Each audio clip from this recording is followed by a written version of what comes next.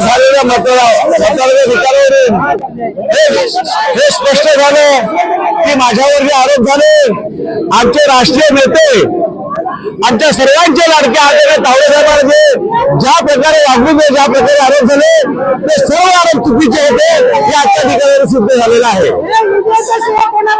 या विजयाचं श्रेय मतदारांना ते आहेच, पण माझ्या देव दुर्लभ कार्यकर्त्याला, देवापेक्षा श्रेष्ठ माझे कार्यकर्ते, माझे लाडक्या बहिणी आहेत, त्यांना या विजयाचं श्रेय आहे. काय सांगाल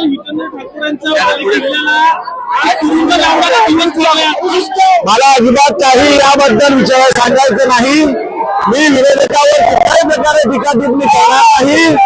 आम्ही आता मला मतदारांनी संधी दिली आहे, त्या संधीचं कसं चांगलं काम जनतेसाठी करता येईल यासाठी मी प्रामाणिकपणे प्रयत्न करेन.